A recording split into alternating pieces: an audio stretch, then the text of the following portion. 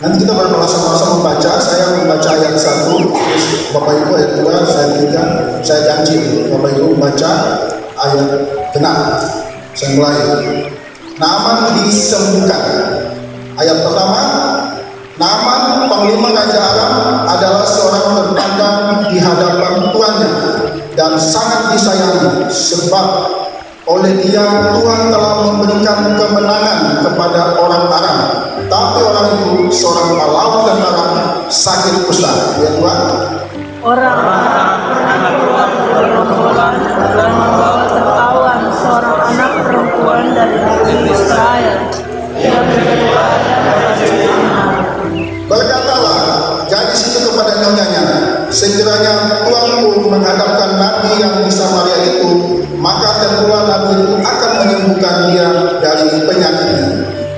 Lalu pergilah memberitahukan kepada tuannya, katanya, begini-beginilah dikatakan oleh gadis yang dari negeri Israel. Maka jawab Raja Aram, baik, pergilah dan aku akan mengirim surat kepada Raja Israel. Lalu pergilah Naaman dan membawa sebagai persembahan 10 talenta perak dan 60.000 sikal emas dan 10 potong pakaian. Ia menyampaikan surat itu kepada Raja Israel yang berbunyi, selanjutnya surat itu berkata,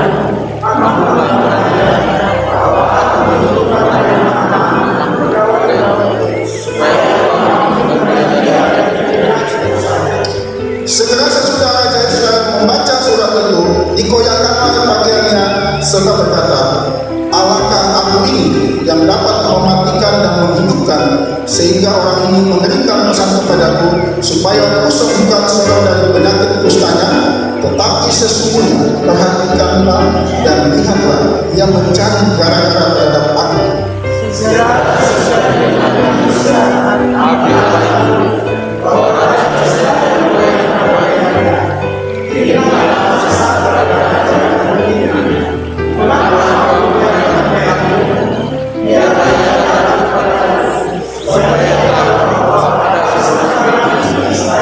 Kemudian datanglah Naaman dengan kudanya dan keretanya, lalu berhenti di depan pintu rumah Elisa.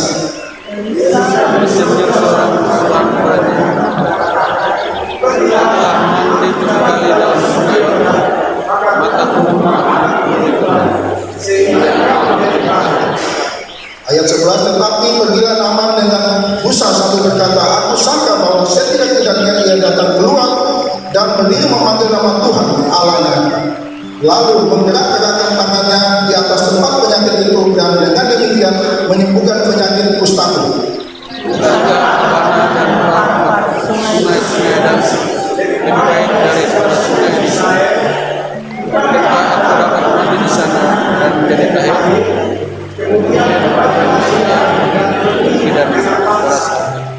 Tetapi pegawai-pegawainya datang mendekat serta berkata kepadanya, Bapak, seandainya nabi itu menyuruh perkara yang suka kepadamu, bukankah Bapak akan melakukannya? Apalagi sekarang ia hanya berkata kepadamu, mandilah dan engkau akan menjadi tahir. maka Tuhan yang sesuai dengan perkataan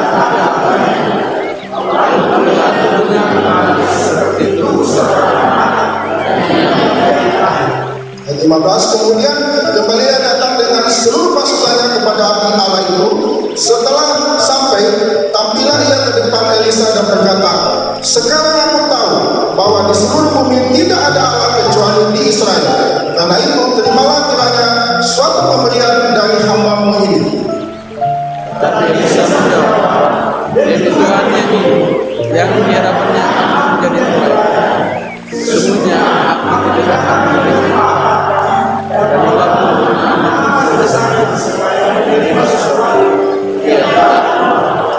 akhirnya berkata Naaman, jikalau demikian biarlah diberikan kepada hamba-Mu ini tanah sebanyak muatan sepasang bagal, sebab hamba-Mu ini tidak lagi akan mempersembahkan korban bakaran atau korban sembelihan kepada Allah lain kecuali kepada Tuhan. Ayat 18. dan dalam perkara yang Apabila Tuhan Allah sujud menyembah di sana, dan aku akan menjadi Tuhan, sehingga aku sujud menyembah.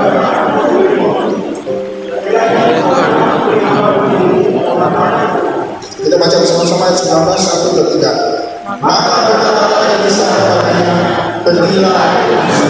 Ya, pertama agak panjang. Saya ajak kita membaca firman terus punya suara yang dibuat bagi umat Tuhan. Ya, saya percaya yang berbahagia adalah yang membaca firman dan mau melakukan. Dan pasti ada sesuatu rema yang kita temukan dalam pembacaan ini. Kalau kita simak dalam ini pembacaan tentang raja-raja, bagaimana saya telah menemukan bahwa ada beberapa hal dalam kepemimpinan berapa raja Israel. Saya sedikit kalau Aram ini sama dengan kalau sekarang itu Syria, bahasa Inggris Syria, kalau sekarang itu Syria yang sekarang lagi mencari ISIS, itu bangsa Arab. Tapi di situ adalah bangsa yang awal mulanya adalah mereka menyembah dewa Baal, yaitu dewa Rimon atau Ramani, atau dibilang juga dewa Badai Hadad. Tapi yang kita garis bawahi bahwa kepemimpinan pada saat itu yaitu Raja Ben-Hadad, Raja Aram, dan sedikit lagi Raja Israel yang berkuasa pada saat itu, yaitu mulai dari Ahab yang terbunuh dalam pertempuran bersama Aram, sehingga dari situ mulai ada permusuhan antara bangsa Israel dan bangsa Arab, bangsa Syria, sekarang ini Syria, terjadi permusuhan. Tapi di sini konteksnya setelah saya pelajari ada perubahan lagi dari Raja Ahab yang menggantikan itu namanya Ahazia. Tapi perubahan tidak terjadi, mereka tetap menyembah dewa Baal. Kalau kita sedikit ternyata mereka menyembah Baal Zebub di Ekron. Itu bagaimana bangsa Israel yang sudah terbagi pada saat itu, Yehuda, Samaria, berbagi dua kerajaan. Pada saat itu pemerintahan Yehuda itu Yosafat, lalu di situ berganti dari Ahab, ganti Ahazia, lalu ganti lagi Yoram. Dalam pemerintahan Yoram inilah sebenarnya ada perubahan-perubahan yang terjadi yang Tuhan gerakan dari awal mulanya Nabi Elia, lalu berganti yang terangkat ke surga, lalu digantilah oleh Elisa di Sarfam ini, sehingga konteks-konteksnya terus berjalan dengan seiringnya maksud dan rencana Tuhan atau kebesaran Tuhan yang terjadi bagi bangsa Israel pada saat itu. Dan kita menyimak bagaimana kuasa Tuhan terjadi bagi bangsa Israel pada saat itu, karena walaupun penyembahan berarah Baal Zebub itu masih terjadi dalam kepemimpinan pergantian raja, sehingga waktu itu setelah Ahab meninggal dibunuh oleh bangsa Aram, lalu diganti Ahazia. Ternyata itu tidak terjadi perubahan dalam konteks bahwa mereka tetap menyembah Baal ini, sehingga waktu itu sebelum adalah penglihatan dari Nabi Elia sebelum tergantikan oleh Elisa, kelanjutan dari nabi-nabi pada saat itu, sehingga terjadilah suatu kematian juga pada Ahazia, sehingga dia harus mengalami istilahnya kalau dibilang tragis juga kematian Raja Ahazia hanya dalam pemerintahan 2 tahun dalam pemerintahan bangsa Israel, lalu digantilah oleh orang bangsa. Kalau kita melihat konteks di sini ada hal yang luar biasa. Waktu pemerintahan Ahab adalah pengambilan tawanan seorang Israel, seorang gadis Israel. Itulah dibawa dia sebagai satu saksi yang luar biasa, sehingga waktu itu kita ketahui bersama bagaimana kepemimpinan Raja Ben-Hadad dengan dia punya seorang panglima tentara yang luar biasa, itu Naaman. Tadi saya sampaikan di pembacaan. Tapi dia punya kelemahan, ada satu kelemahan yaitu dia mengalami sakit kusta. Kalau kita bicara tentang sakit kusta itu di bangsa Israel itu pasti sudah disingkirkan, tapi di bangsa Arab itu masih diperbolehkan. Lintas bekerja, tapi juga diangkat sebagai panglima. Kenapa? Karena kejayaan Raja Ben-Hadad jadilah panglima ini membawa dia satu-satu kemenangan pada bangsa Israel. Ini kalau kita lihat konteks itu, sehingga ada hal yang luar biasa yang Tuhan berikan sebagai tawaran dari seorang Israel. Misalnya kita baca di konteks tadi, dia dibawa, lalu dia menyampaikan dan dia ditawan di bangsa Arab, lalu dia jadi pelayan pada istri Naaman. Dia menyampaikan dari suatu berita yang luar biasa bahwa di Israel itu ada nabi Elisa yang bisa menemukan penyakit kusta. Ini suatu berita yang besar. Bawalah seorang pelayan, hanya pelayan. Tapi bagaimana Tuhan membawa seorang gadis yang hanya sebagai tawanan, lalu dia membawa kita kesukaan, sukacita bahwa penyakit Naaman ini bisa disembuhkan seorang nabi Elisa. Tapi yang jadi masalah waktu itu mereka lalu memberikan surat kepada Raja Israel pada saat itu yang orang. Itu tidak ada, tapi saya sudah cek apa yang ternyata dari orang oleh pemerintah membawa surat pesan-pesan yang disampaikan pada saat itu untuk surat ini, dan dibacalah Raja Yoram membaca surat itu.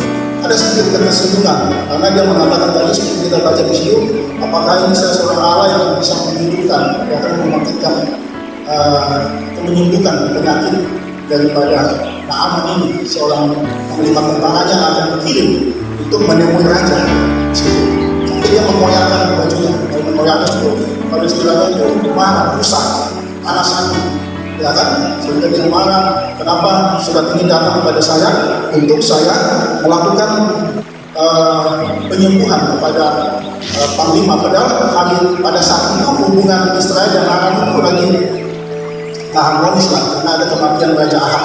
Tadi saya ceritakan, dia membawa harus tegang lah, ada suatu kurang keharmonisan hubungan antara, tapi Tuhan bikin mujizat. Itulah kebesaran Tuhan pada saat itu. Dikirimlah seorang tawanan lalu menyampaikan itu. Tapi kalau kita lihat konteks ini, yang pertama saya bisa bagikan bahwa dengan keadaan-keadaan itu, bahwa ternyata Tuhan bisa pakai siapapun, walaupun dia hanya satu pelayan, hanya keterbatasan, hanya kekurangan, tapi Tuhan akan pakai seorang gadis yang hanya menjadi tawanan, yang hanya jadi pelayan. Kalau sekarang itu membantu rumah tangga, saya katakan itu, dia bisa memberikan kabar sukacita yang kepada dia sampaikan kepada Naaman istrinya, bahwa ada di Israel Samaria ada seorang nabi yang bisa menyembuhkan penyakit tuanku. Ini yang berita yang luar biasa, bahwa kita semua akan bisa dipakai Tuhan. Katakan amin.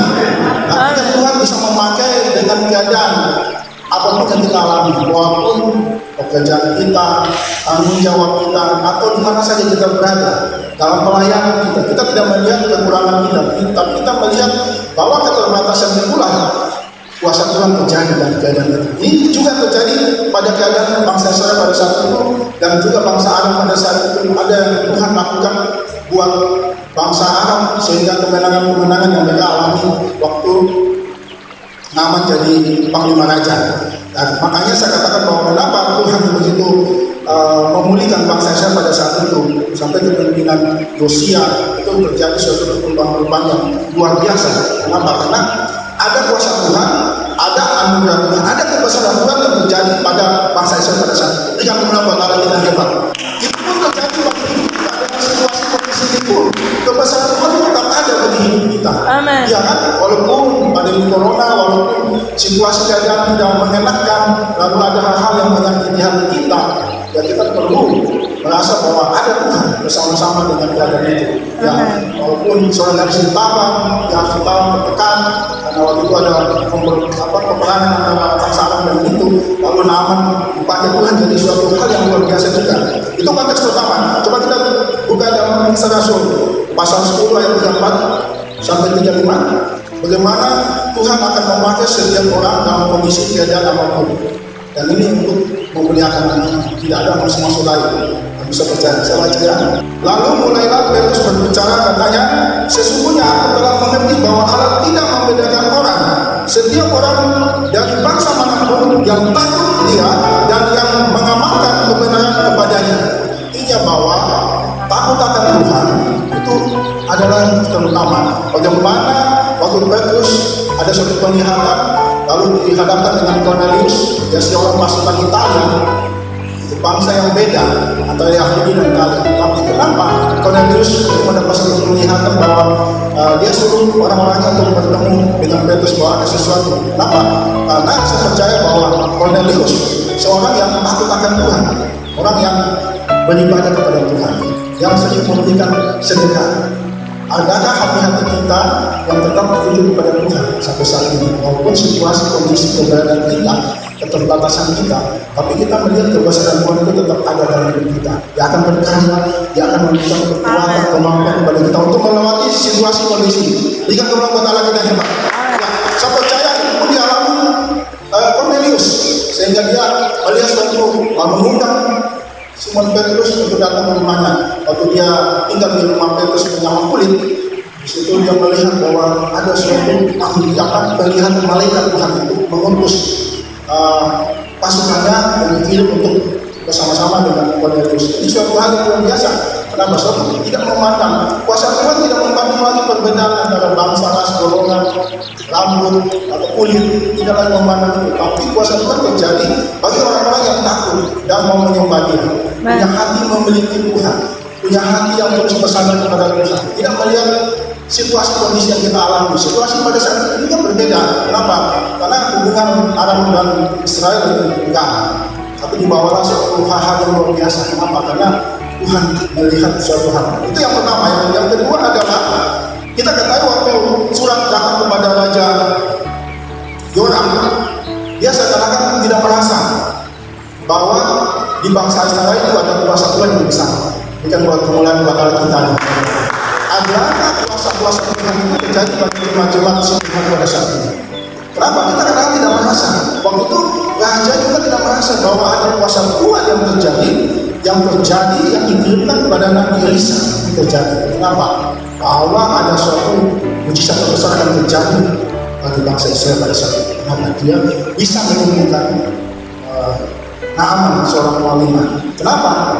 Karena dia menyadari, Raja Yoram menyadari hanya ada paham serum yang ada pada hatinya, pada penyembahnya. Dia tidak merasa bahwa ternyata kebesaran Tuhan dikirimkan Nabi Elisa setelah mengganti Nabi Elia. Ini suatu mujizat besar yang terjadi bagi bangsa Israel pada saat ini, sehingga ada kemuliaan, ada hal yang luar biasa terjadi. Walaupun sempat dia marah, pusat, mengoyakkan bajunya, tidak menerima Naaman, tapi waktu itu Elisa menyurat kepada dia, biarlah Naaman datang kepada saya melakukan sesuatu hal yang luar biasa. Saya percaya itulah kuasa Tuhan yang terbesar yang terjadi pada saat itu, sehingga dari gadis tawanan lalu menyampaikan kepada raja, lalu datanglah surat itu datang kepada Elisa, dan Elisa menyambut Naaman dengan sukacita. Tetapi pada saat itu poin kedua, bahwa pada saat itu ada kuasa yang besar terjadi pada bangsa Israel. Terjadi juga pada Bapak Ibu Saudara-saudara, katakan amin. Amin. Terjadi juga kehidupan kuasa Tuhan terjadi pada kita juga. Tidak melihat situasi kondisi apapun yang kita alami. Itu pun terjadi pada kondisi walaupun raja pada saat itu marah, mengoyakkan jubahnya, tapi Elisa mengambil peran pada saat itu. Tapi yang terjadi pada saat itu bukannya Elisa yang menemui Naaman.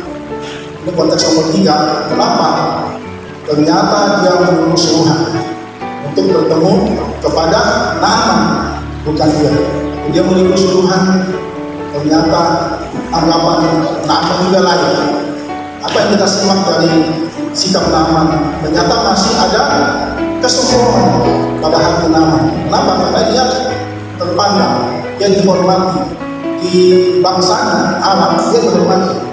Tapi bagaimana dia berharap waktu ketemu Elisa, dia berharap juga langsung ditemui oleh Elisa juga. Tetapi ternyata tidak. Yang disuruh adalah suruhan dari Elisa untuk menemui Naaman, sehingga dia berusaha mana. Kenapa? Tidak. Inilah bukti kesombongan dari Naaman. Walaupun Tuhan akan bikin mujizat untuk Naaman, tetapi ternyata dia masih memiliki sikap yang sombong hati, ya kan? Memiliki kesombongan. Lalu dia juga kenapa tidak langsung ketemu oleh Elisa yang memang akan menyembuhkan? Kan tidak susah, tidak sulit. Kalau dia ketemu saya, dia tinggal bela berapa kata berat, misalnya kan? Kalau sulam kan langsung sembuh. pegang kulitnya, langsung dia sembuh. Tidak perlu lagi sungguh-sungguhan untuk ketemu Naaman. Apa sulitnya pada saat itu? Ya, tapi kejadiannya seperti itu. Itu membuktikan bahwa bagaimana menguji hati Naaman. Apakah Naaman betul-betul sungguh-sungguh mau sembuh, sungguh-sungguh taat, sungguh-sungguh punya kerendahan hati untuk melihat mujizat ini. Ternyata dia marah juga. Kenapa tidak sembuh? Ini saja ketemu saya. Kan dia tinggal doa saja. Gak langsung sembuh atau masa roh, kulit-kulitnya sembuh langsung jadi kayak di situ kan dikatakan seperti langsung kulit kayak anak halus lagi kan, mulus glowing kan, kulit lagi mulus dan kustanya hilang, putih-putih di situ. Dengan kusta itu kan putih-putih hilang kulit-kulitnya itu dari bolong penyakit. Nah, sehingga membuat bahwa ternyata ada sesuatu hal yang luar biasa menguji imannya Naaman. Apakah Naaman tetap punya ketaatan, kesetiaan, dan juga kesombongan ini harus disingkirkan. Kenapa? Kalau dia mau betul sungguh-sungguh dia harus tahan, tapi dia tetap punya hati yang tetap busak, marah.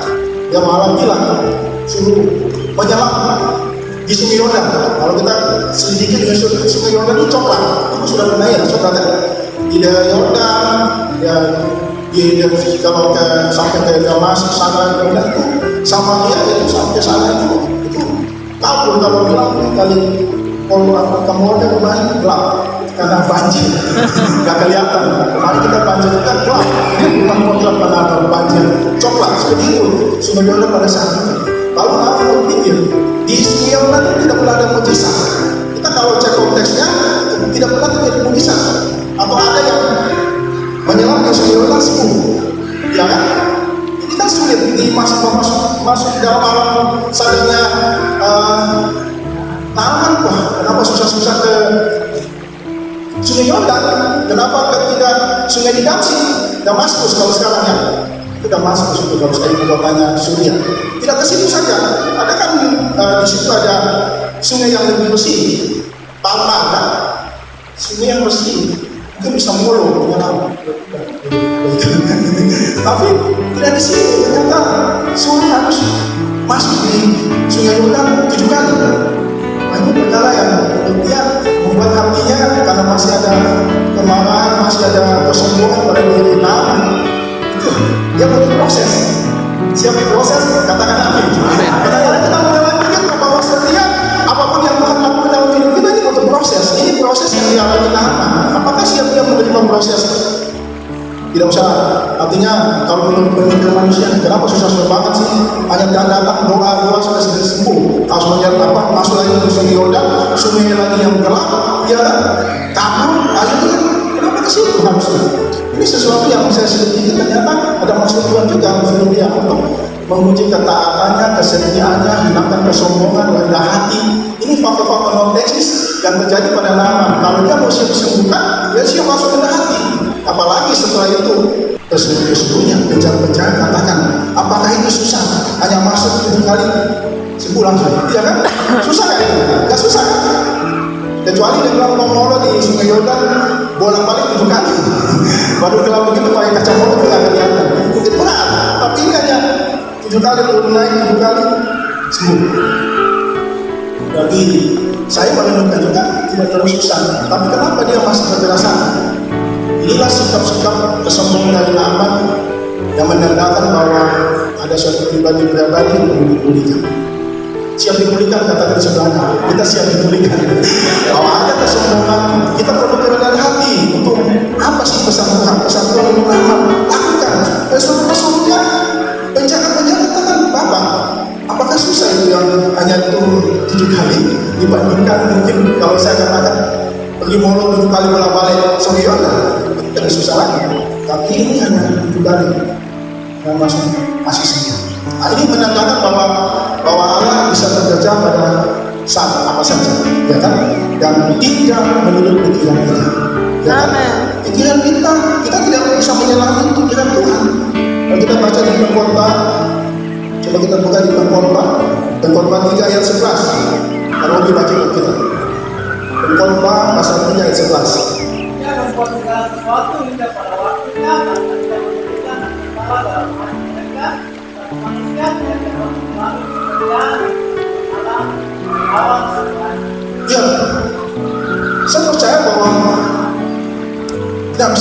memikirkan apa yang Tuhan mau pada saat itu. Kenapa harus pergi ke sini Yordan, harus bukan kita pikirkan sampai ke sejauh itu. Saya percaya bahwa apapun yang Tuhan kerjakan dalam hidup kita itu karena kita tidak pikir sampai sejauh itu. Sampai 2022 kita melewati pelayanan, ya kan? Semua kita buat semangat. Katakan yes. Yes, kita semangat. Karena kita tidak bisa mengulangi apa yang Tuhan mau. Saya juga berpikir, luar biasa ya, Tuhan itu baik. Saya memikirkan kemarin juga waktu tengah banjir kan 8 tahun, 9 tahun tinggal di sini, tak pernah banjir. Tapi tiba-tiba banjir itu, saya memikirkan hal-hal yang saya tidak pernah membayangkan. Tapi itulah hal-hal yang bisa terjadi dalam hidup kita. Kadang-kadang kita tidak pernah selami apa pikiran Tuhan, apa yang mau Tuhan kerjakan dalam hidup kita. Tapi percayalah bahwa segala sesuatu yang Tuhan kerjakan dalam hidup kita itu untuk kebaikan kita. Jika kita mulai berkata, Tuhan kerjakan dan titik di mana dia harus masuk di kali di sini dulu kan, dia nggak bisa menang. Kenapa? Karena ada kesombongan, ada tinggi hati, ada rasa bahwa saya sangat dihormati di alam. Saya ini panglima tentara, masa masuk ke figur yang tamburai yang dulu, yang kecil-kecil dalam saya dulu. Itu yang dia rasakan. Tapi cara Tuhan membawa mujizat bagi kesimpulannya, sehingga dia harus melihat dan dia bisa menilai pemikiran Tuhan pada saat itu. Kenapa? Ternyata dia mengatakan bahwa luar biasa.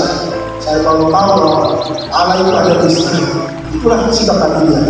Itu yang terjadi pada saat itu. Dan saya percaya bahwa dengan situasi kelemahan, situasi kondisi ini, itu membuat kita selalu mengandalkan Tuhan. Kenapa? Dengan kata-kata, dengan sikap dan ikrar dari Naaman, di situ bahwa Tuhan itu ada bersama-sama bangsa Israel saat itu. Ya kan? Sama-sama dibawalah Elisa menjadi suatu. Oleh karena itu, dengan kelemahan kondisi yang dialami oleh Naaman, satu kusta dan akan mengalami suatu hal yang luar biasa, itu pun dialami oleh Rasul Paulus. Rasul Paulus juga mengalami dalam suatu kelemahan dia sakit dalam melayani dengan Tuhan. Dia harus menderita, sudah berdoa, sakit-sakitnya tidak disembuhkan. Kenapa? Karena dalam suatu kelemahan, dalam suatu titik paling rendah, kita akan melihat kuasa Tuhan terjadi. Kalau dalam suatu kelebihan, menurut saya kita akan merasa bahwa saya hebat, saya masih mampu melewati semua ini, masih kuat. Tapi bagaimana di titik kelemahan kita akan merasa bahwa ternyata saya berjalan sampai saat ini karena itu, karena saya buat Tuhanku terhindar dari corona. Ya karena corona ini mana ada, banyak kuasa Tuhan. Saya tidak percaya corona, saya mati itu. Kenapa? Tetap ada bahwa virus itu ada. Jadi kita tetap berdoa menjaga kesehatan kita, berdoa Tuhan memperbaiki setiap kehidupan kita supaya bisa terjadi bagi hidup kita. Jadi dengan situasi kelemahan itu tadi. Coba kita buka 2 Korintus 12 ayat 9 sampai 10. 2 Korintus 12 ayat 9 sampai 10. Saya baca ya. Tetapi jawab Tuhan kepada aku, cukuplah kasih karuniamu bagiku. Sebab justru dalam kelemahanlah kuasaku menjadi sempurna. Sebab itu terlebih suka aku berpegang atas kelemahanku, supaya kuasa Kristus turun memenuhi aku.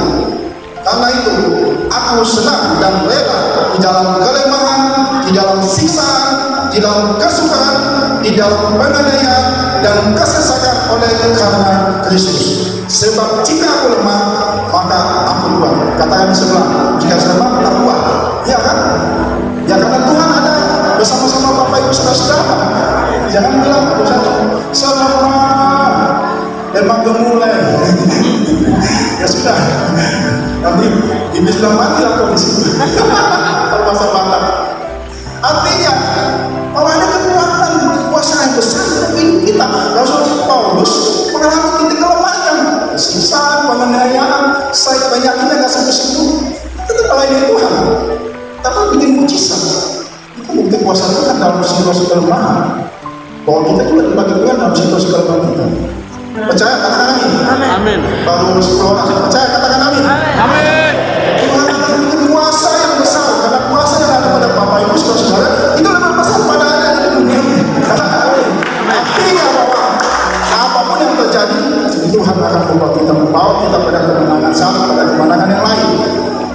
ini yang terakhir, saya nggak lama-lama.